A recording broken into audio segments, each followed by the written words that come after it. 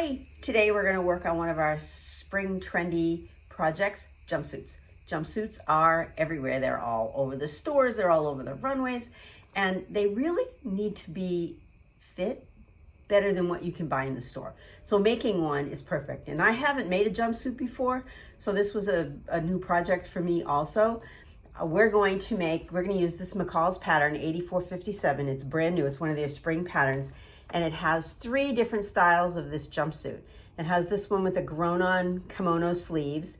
It has this one that's got a little bit of a sleeve.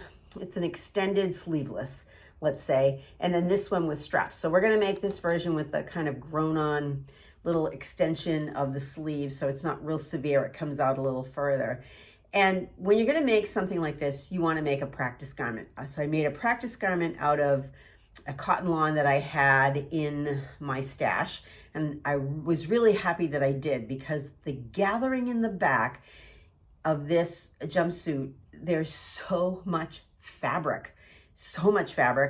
And I felt like an Oompa Loompa in the jumpsuit, and I ended up taking 6 inches of fabric out of the back. And I'm gonna show you how to do that. So once I perfected that jumpsuit, and I made a couple of other edits to fit my body, I was able to make this gorgeous one in this MINERVA exclusive linen blend, which I absolutely love. So I'm so happy that I actually made the practice garment. And the practice garment is wearable. It's not something that I would pack and take on vacation with me, but I would wear it around town or around the house, more of a lounging outfit. But the finished one, the second one that I made, oh, it fits, it's stunning. I absolutely love everything about it.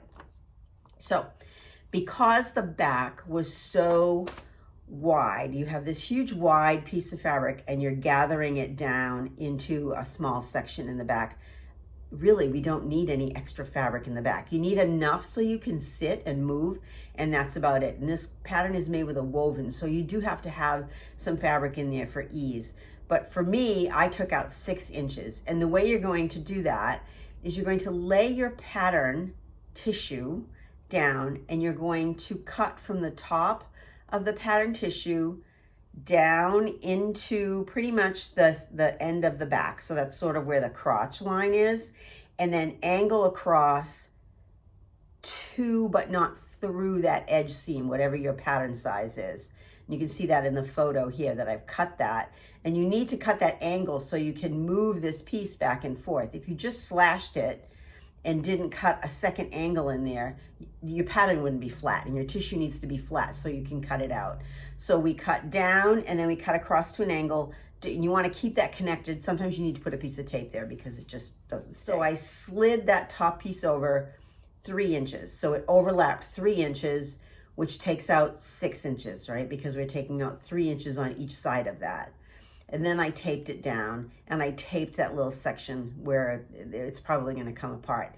And then when you look at the top, as you can see in the photo, now that I've moved that, the top is kind of cattywampus, right? It's not smooth across, but you're going to cut smooth across, right? You're just going to redraw that line.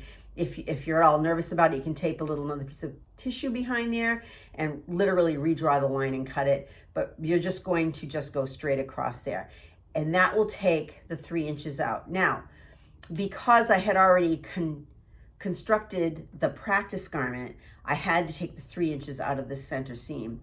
And you're gonna see when you look at the backs of these photos, there's a world of difference in doing that, because changing that center back seam made it a bias seam when I actually took that 3 inches off of each piece on that. So it doesn't fall quite as nice. I mean, I ripped the gathering out and then made that seam small and then put the gathering back in, but the garment isn't going to be the same. So when I made the final garment, inches out of the center of the tissue, then my center back seam stays straight and it falls much better, and you have a much better look on the garment, and it feels better and it fits better. So that is the real adjustment that I made. So my suggestion to you, because I think that there is just way too much fabric in the back of this garment, is to make a practice garment out of something that, you know, is either inexpensive and you're not going to finish it, so you can just make a practice garment to see how it fits and you don't have to do any facings or pockets or any of that, or make a practice garment like I did for something that I'm actually going to wear but not something that I'm going to wear out someplace that, you know, is where I want to look my best. I mean, it's perfectly fine. The difference between the two garments, let me put it this way. The practice garment looks like I got it at Walmart. The pretty garment with the beautiful Minerva fabric looks like I got it at Nordstrom's. So that's the difference in the way the garments are cut and the way the garments fit and the fabrics on the garments. That's your choice.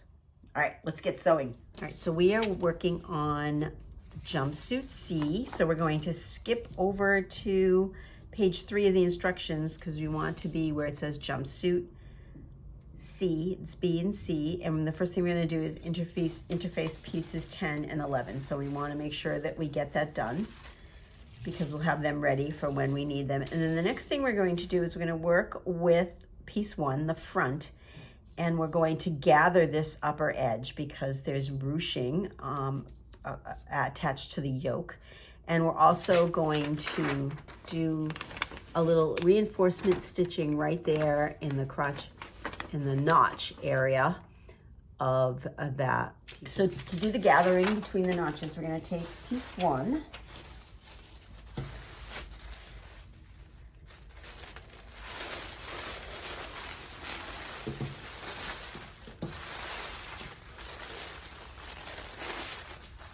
Right, here is piece 1, and here are the notches up here on these little notches up on the top. So you can mark them with chalk or a marking tape. Please don't cut into them. I think that is just not a good practice. I am just going to use pins. I'm going to pin mark them because this is not a critical marking place. So I'm just going to put a pin on each piece at the notch.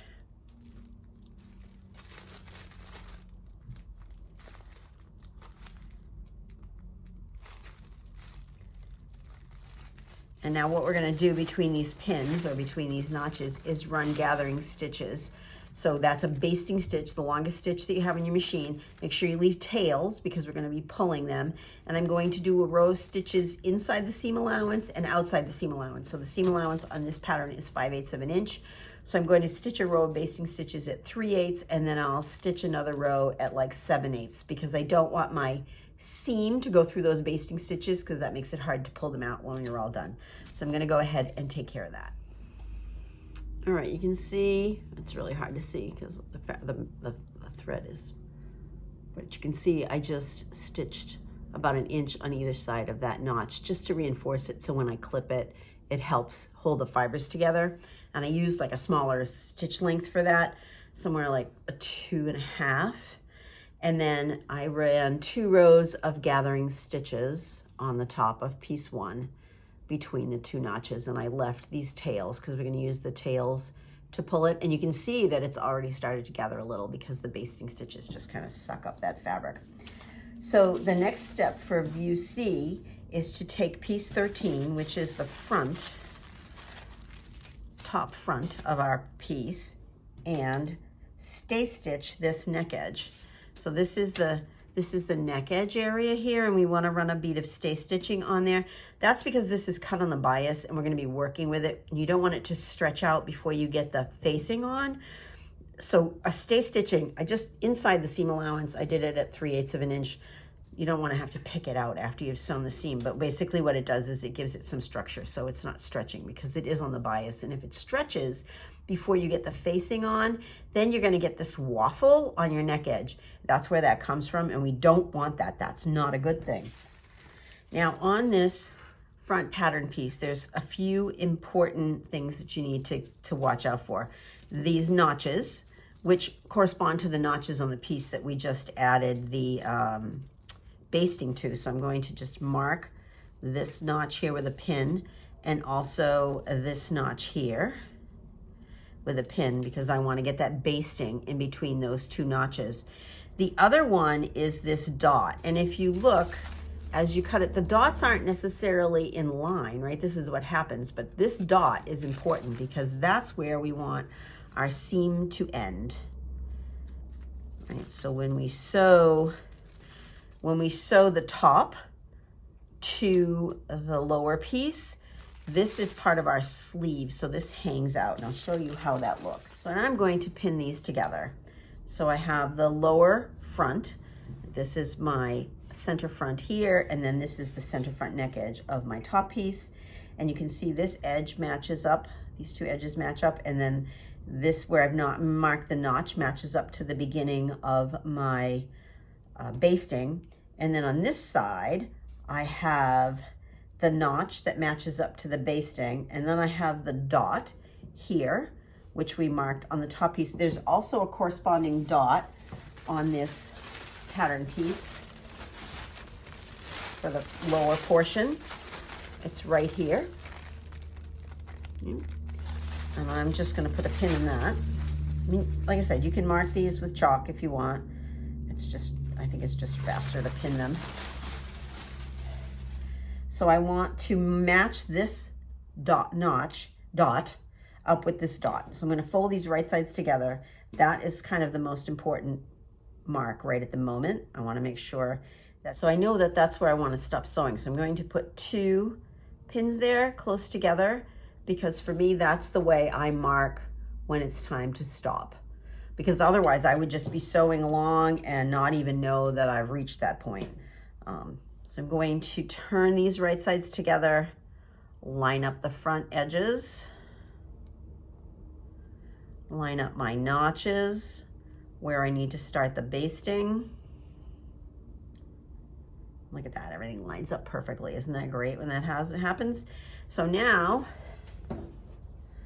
I have to fit this into this space here, and that's why we did the gathering. So I'm just going to slowly start tugging on. I prefer to use the bobbin piece because it does tend to slide a little easier. And I'm just gonna slide these along, and you can come from both sides. This is why we leave these tails. So this gathering replaces the bust dart.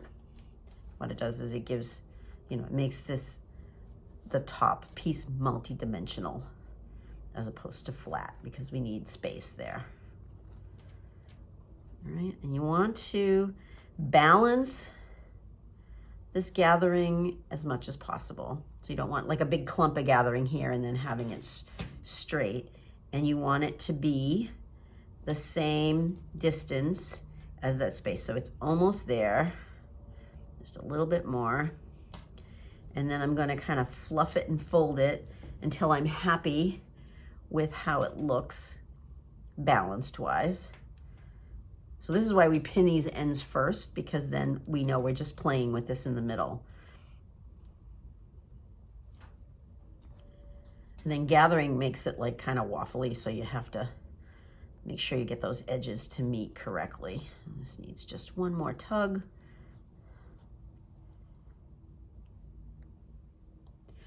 And there you can see my seams all meet, and I have this nice little gathering, and what that's going to do is that's going to create a room for the bust.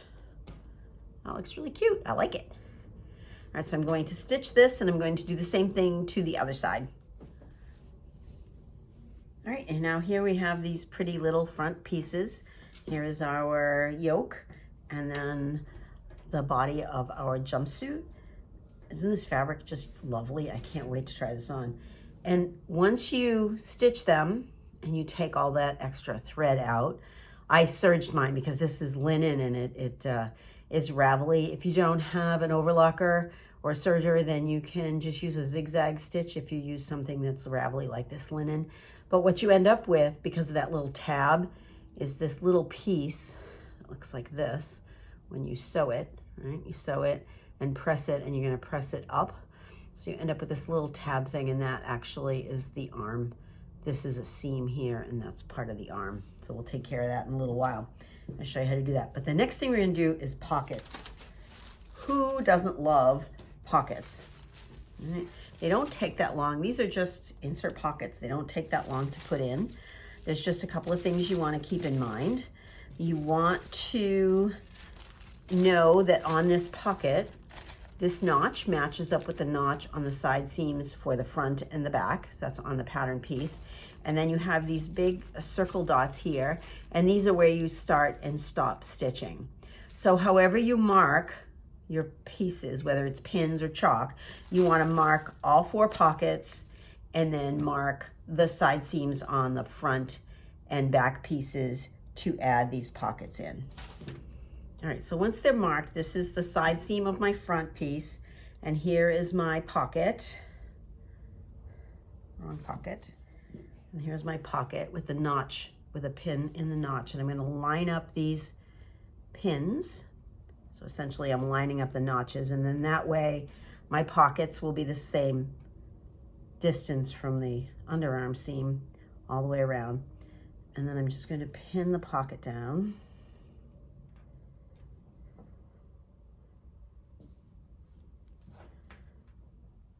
And I'm going to stitch this pocket inside the seam allowance all the way across from top to bottom. About 3/8 of an inch. Stitch this down. You can do it on the front and the back on both sides. Now, after you stitch the pockets on, it's a good time to overlock or finish the edges, because you have pockets and that gets a little difficult to finish the edges with these insert pockets. So that is a really good time to put your insert your serging on. And then you want to press your pockets flat and then press them open so the seam allowance goes towards the pocket. And then top stitch on the pocket, stitching the seam allowance to the pocket. So you won't see this when it's finished, but what it does is it creates this really nice crisp edge for your pocket, and it helps the pocket to lay inside and not flop around. You know how like they come out and they're flopping all over the place, they're messy. This is just a really nice finishing technique to keep those pockets in place. So the next thing that we're going to do is we're going to sew the inside leg seam. So we're going to take a front piece and a back piece, and we're going to sew this inside leg seam. So this piece is a back because there's no yoke attached to it yet. And then we're going to take a right front piece, which has the yoke already attached. So this is one of my front pieces. These pieces are big. You need to lay them out on the table because it's very easy, because there's so much length on this piece that it's very easy to sew it upside down or sew the wrong thing to the wrong piece. So you can see right now I'm trying to find the front piece. There we go. So this is the front, nope, I'm trying to find the front inner leg seam that matches to this one. So that would be this piece. This is a front because it has the yoke on it. And then I want to, there we go. So I want this inner leg seam. So I'm sewing a front to the back at the inner leg seam. So I'm just going to pin this. And a lot of times I will hear beginners sewists say to me, oh my gosh, the front and the back aren't the same width. The back is longer. Yes, the back of our body is longer than the front and is broader than the front in general. And what creates depth is when we sew this seam and then move this seam so they match. So right now, all we're concerned about is lining up this inner leg seam. And I like to put a pin in the top and then put a pin in the bottom. And then that way I know it's gonna meet. And you need to put pins in. Have you ever sewn a seam and the bottom seam ends up shorter than the top seam? That's because you haven't pinned it, and because the feed dogs move the bottom piece faster through our machine than the top piece does. So what happens is you end up with a seam that's shorter underneath. We don't want that. We want them to end up the same. So now I'm doing the other side. I want to pin both of these to make sure that I have them correct, right? So again, right sides together, and I'm going to put a pin in the top piece and a pin in the bottom. All right, I've sewn the front to the back at the inner leg seam on both pieces. And then I overlocked my pieces, and I like to press them to one side. If you open them up, that's fine. But if you do press them to one side, you want to press one to the left and one to the right, or one to the front and one to the back. Because now we're going to sew this crotch seam. Whoops. We're going to sew this crotch seam. So we're right here. We're going to sew this seam up to that knot. Lay these out, right sides together.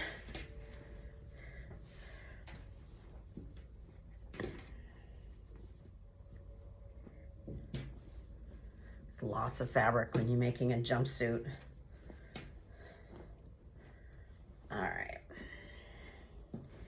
And since I've pressed one seam to one side and one seam to the other side, when I get to this center crotch seam, I can butt these seams together. So I get a really nice seam. So I line them up, and you can wiggle them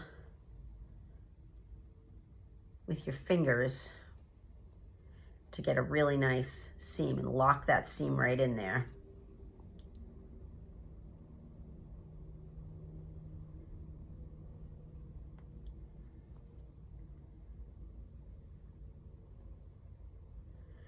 And since there's one going to the left and one going to the right, there isn't a lot of bulk. So on the front, we're going to sew this up to that notch where we begin our button down placket. So we're just going to sew this front up to here.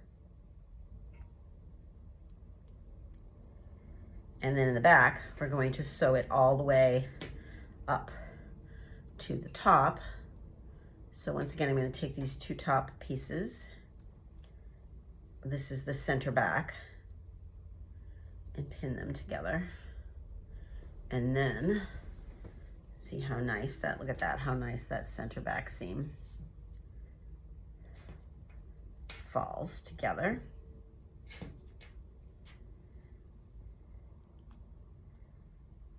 All right. So we have a big U, and this is what it looks like. So we're going to sew from the center back all the way down around to the crotch, and then up to this notch where the placket starts. Now, if you aren't overlocking them, I would consider putting in a second row of stitches inside the seam allowance right around this crotch area here, because you're going to need to clip it to let it clip into the seam to let it move. And also that gives you a second set of stitches in case you sit and you have a little tear accident. So second set, a row at 5/8 of an inch, and then another row at 3/8 of an inch, just to give you a little bit more security with the seam allowance.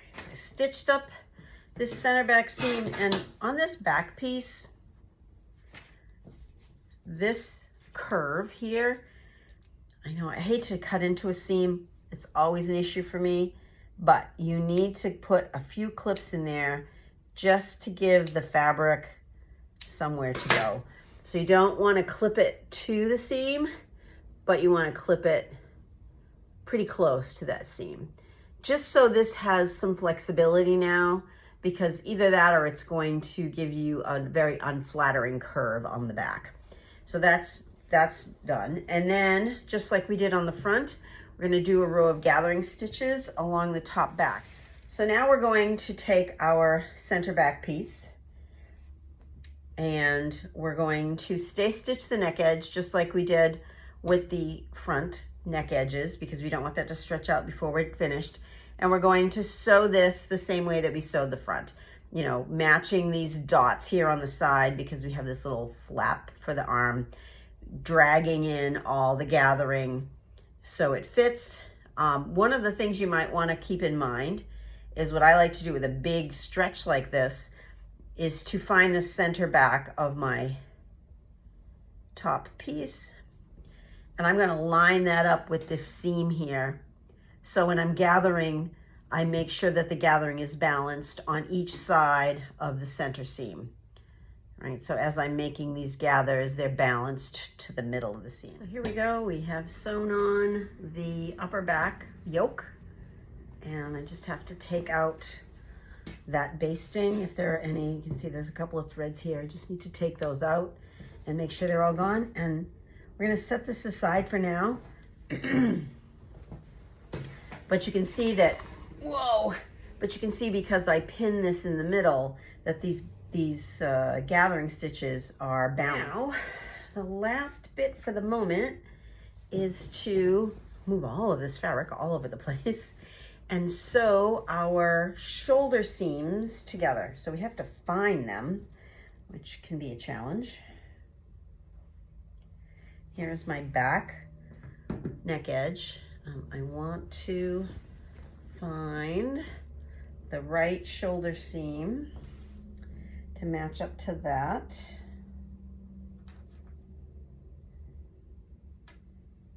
Really starting to look like we have a garment here. And then this shoulder seam on this side. And one of the things that after I pin this, I want to do is just give it a fluff and make sure that I haven't twisted anything around, right? Because I have, there, look. So look at that. So here's my shoulder seam, my front edge. My pockets are gonna line up, yay, that's important. And then the legs. So we're gonna go sew the shoulder seams together, and then we will start on the facing. We are going to put together our facing. Now, for this project, because it's a MINERVA project, I used their medium weight iron-on interfacing, which is perfectly acceptable for this project. It's a woven interfacing. I personally like tricot. I use that, and I have that in my Etsy store. So I will link both the MINERVA interfacing and the tricot that's in my Etsy store down below. In addition, I will link the YouTube video that shows you how to apply interfacing, because that's really important. So we want to lay this out, once again, lay it out in front of us so we know how it's actually going to look and how we're going to sew it together. So this is the back collar, back neckline, and then this is the front neckline, and this goes all the way down to where the button placket is. So it's all one piece. So we're going to sew this together up here at the shoulder seams. So now that I know that this is the way it lays out, and I'm happy with that, I'm going to flip my back neck edge over and pin these right sides together. So when I take them to the machine, I won't make a boo-boo on how I have put them together. All right, so that goes that way, and then this one gets attached here. And if you've made any adjustments to the shoulder, for me, I always need to take in the neckline a little bit, so I make an adjustment to the front edge of the shoulder. Make sure you make an adjustment to both pieces of your facing. So I'm going to sew those together, and it's going to come out looking something like this, like a big keyhole. And I'm going to finish this raw edge with my overlocker. You could, again, use a zigzag stitch and trim off some of this excess interfacing just so you don't see it. But I'm going to go ahead and finish those edges, and then we will apply our beautiful facing piece all ready to go, sewn and finished. And now we're going to apply it to our top. All right, here's my top with my shoulder seams sewn. And there's a lot of fabric here. We're going to apply the facing to the top. So we want to apply this right sides together, obviously, because we're going to turn it. We want to match the shoulder seams. I like to start there. I press my shoulder seams towards the back. So for the facing, I pressed it towards the front. So once again, I can get a nice butt seam there. I'm going to do the other shoulder. Then we always say a little prayer to make sure that when we pin the back, it all fits together, just so. Look at that.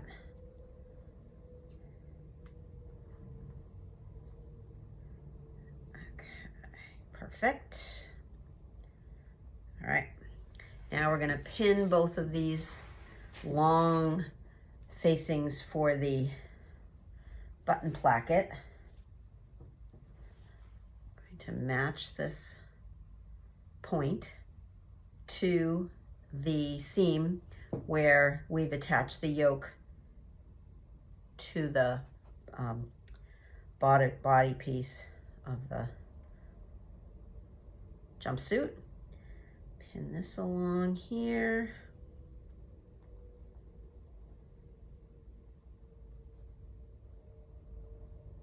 The pieces fit together really well, which is great because sometimes that isn't always the case.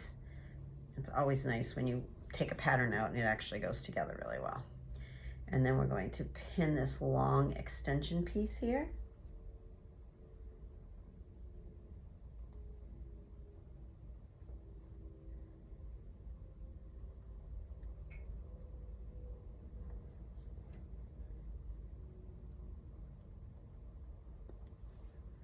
And this is going to take us right to that notch piece, and this is going to pin right there.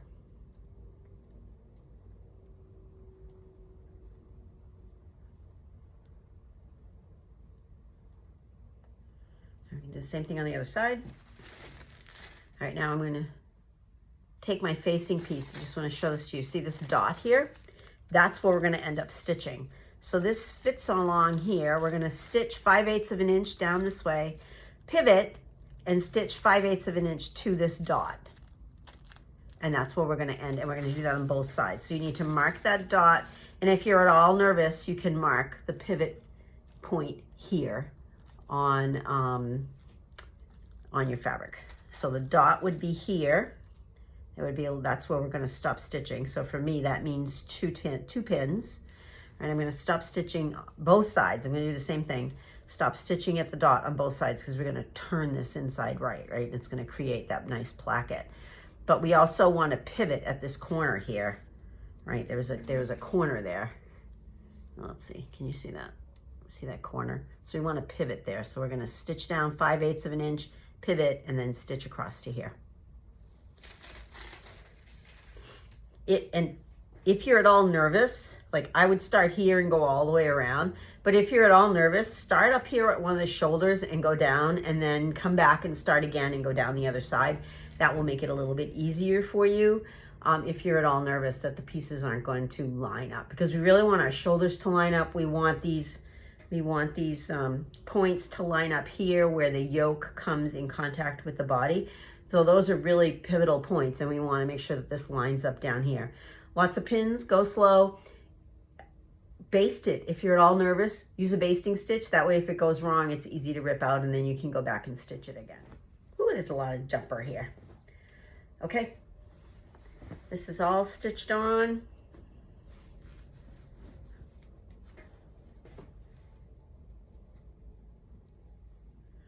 You can see my corner. I stitched here and then turned and stitched up, and I've finished the seams. Before you finish the seams, just check, open it up and check and make sure that everything is good. Now I want to press this flat, and I'm going to press the facing and the seam in the same direction away from my jumper. And then I want to understitch. And understitching is when you stitch the facing to the seam allowance. So I'm going to stitch them close to the edge, but on the facing. You won't see this. It's just like what we did with the pockets. And what that does is it allows the facing to turn and give a nice crisp edge. So we're going to take care of that. I also have already made this jumper. I'm going to top stitch down the facing. Those of you that know me know I'm not a very big fan of facings. So they pop out. They just pop out. So I'm going to top stitch them down and top stitch it. So this is about 1 3/4 inches. I'm going to top stitch it right here at the edge all the way around. I'm going to use a thread that you won't see, that isn't going to be too obvious. Because we butted those seams, look at that, we have this beautiful corner here. And the other thing I want to do on this curve for the neck, you can see that it's not going to fold very well. It gets lumpy. See how lumpy that is? That's because you have a concave seam, you're trying to turn, or convex, and you're trying to turn it around. So I'm just gonna put a few little snips in there, too, but not, obviously you don't wanna go through the seam, that would be bad. Just a couple. And without even pressing it, you can already see, look at that, how much nicer that seam folds down. So that makes a huge difference because it just gives the fabric an opportunity to open up and move. So I'm gonna press this and understitch everything, and then I'm going to go top stitch it. All right, so here is my understitching. You can see how close to the seam I got. I stitched the seam allowance to the facing, so they're one piece, so that helps put them together. And then the next step that we want to do is to press before we do any kind of stitching. You need to press anyway. Pressing is huge. This is a sleeve board, and if you sit this up on top of your ironing board, because there's so much fabric with dresses and jumpsuits and things like that, you can isolate whatever piece you want to work on by putting it on this, on top of your regular ironing board.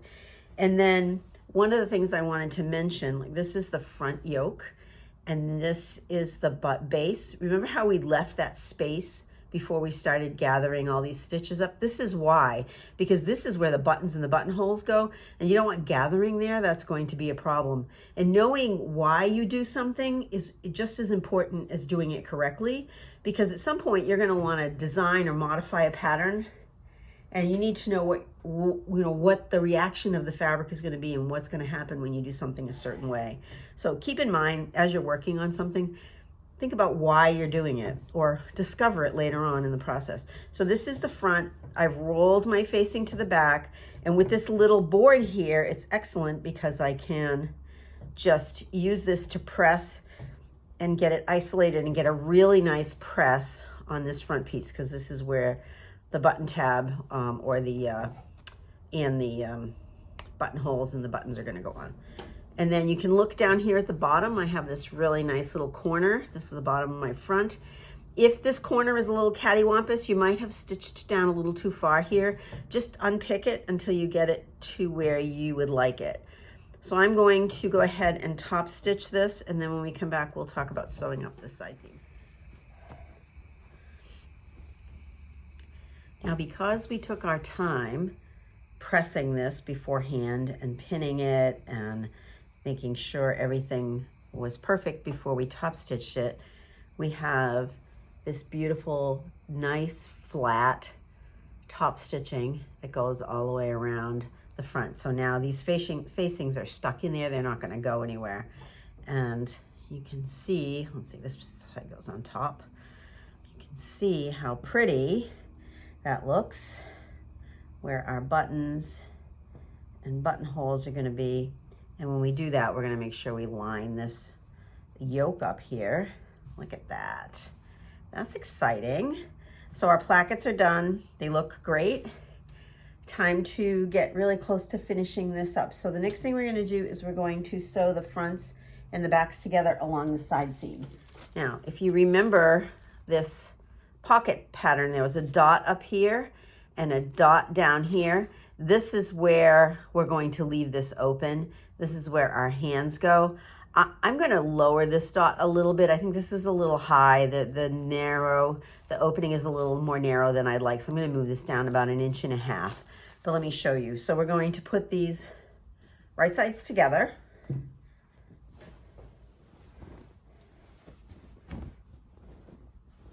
All right, now our garment is completely right sides together. It's inside out. And we're going to look at some of these seams that are seams that we need to focus on to make sure that they line up. So this is the underarm seam. So we want to make sure that this lines up in case we lift up our arm.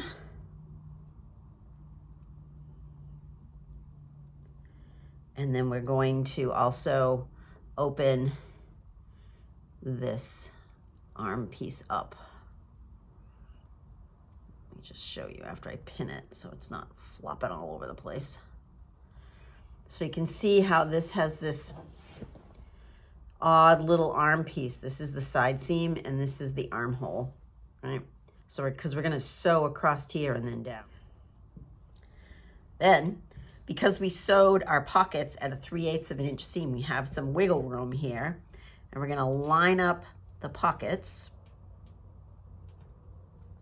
the tops of the pockets. And we want to line up that seam we made, because we want to sew past it.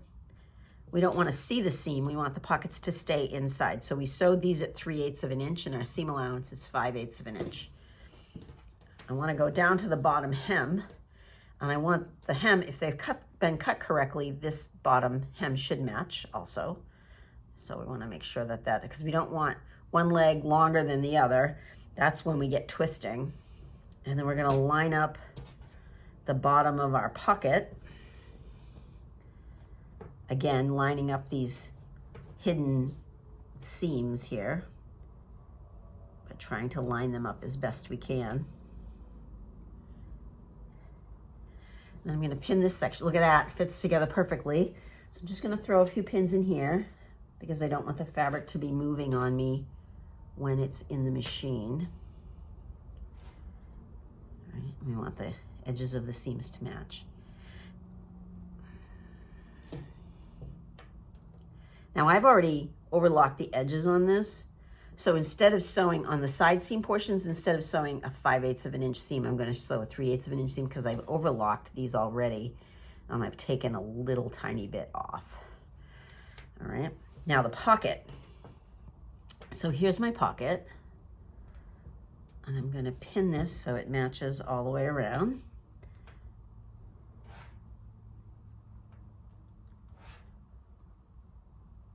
I put a lot of pins in the pockets because you're going around a corner, it slides, the fabric slides a little bit. Now here's where we have to pay attention to where we're sewing. So if I take this pocket tissue and I lay it over my pocket, these dots are where you're supposed to start and stop sewing. So for me, 2 pins means I want to start and stop sewing. So I'm going to put 2 pins here together at this top edge. Just like that, 2 pins side by side. That's, for me, that's a marker that says, hey, stop, pay attention to what you're doing, because you don't want to sew all the way down here. You won't be able to get your hand in your pocket.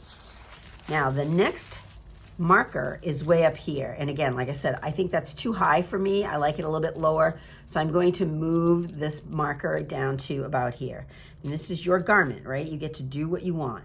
So I'm going to put 2 pins in there. And that tells me that I need to stop sewing there or start sewing. So I'm going to start here at the underarm.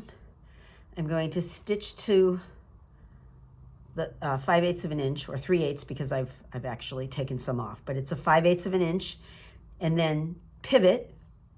And when I pivot, I like to back stitch just 1 or 2 stitches just to make sure that I catch the stitch. I'm going to sew all the way down to these 2 pins here. Again, I'm going to back stitch once and then pivot and stitch all the way around my pocket and whoops, and come up to and stitch up to here where these double pins are, this bottom dot.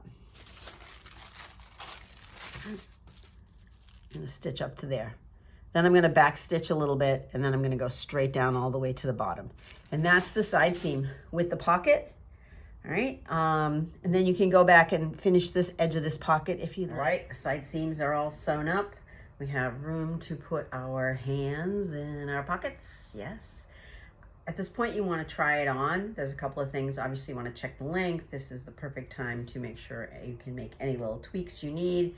The other thing you want to do is pin it up and decide where your critical button needs to be. So when you put this on, where is that button that's going to keep it closed across your bust? That button, that critical button, is the one that we're going to work off of as we plan our buttons out for this. Forget about the button guide in the pattern. That's not important. Your bust line is somewhere different from somebody else's bust line. And sizing wise and age and all of those things play into where that critical button needs to be. Because if you put a button here and here, but the gapping occurs in the middle, you're not going to wear it. You need that button right where the bust line is. And then you can work, and we'll talk about working off of that. The next thing we're going to talk about is the sleeves. Now, those of you that know me know I do not like bias binding. This is bias tape. It's stiff. Sometimes it's impossible to find. Hear my steamer going off? I need a new steamer. Sometimes it's impossible to find the color that you want, but this is double fold bias tape. So it comes folded, and it's folded, and then it's folded inside of itself again. And look at how stiff that is.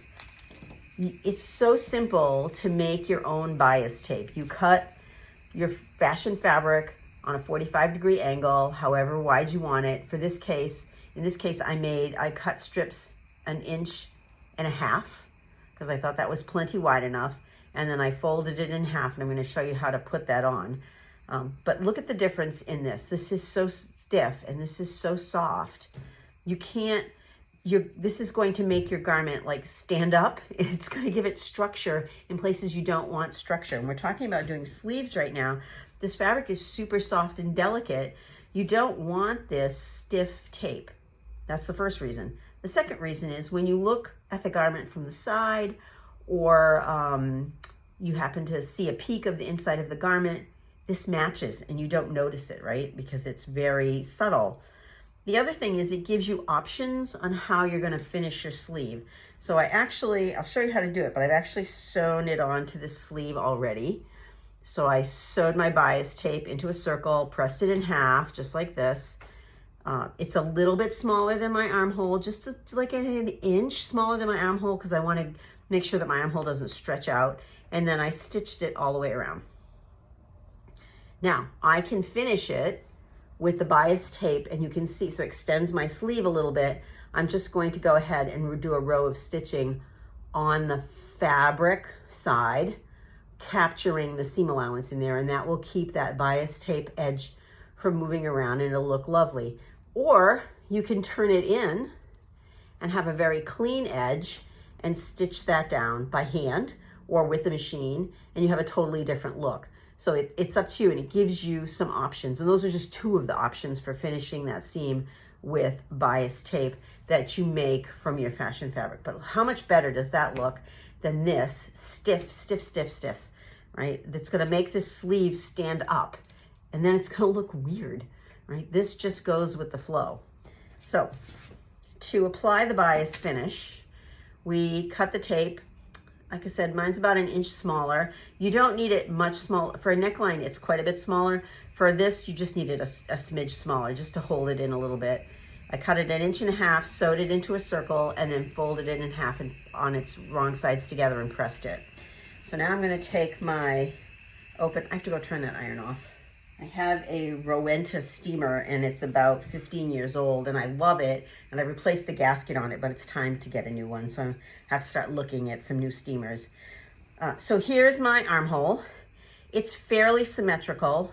These sleeve ends are a little weird. They're a little odd. I kind of futz with them until you get them the way you like them. But here is my sleeve. It's not quite 100% symmetrical.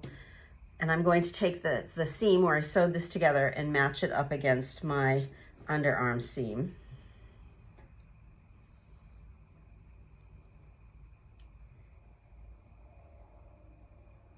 Matching the raw edges. And then I'm going to stretch the bias tape without stretching the sleeve and walk my way and pin my way around the armhole. And sometimes you have to go back and do it a couple of times, but I'm just going to stretch this a little bit and then pin it to the opening.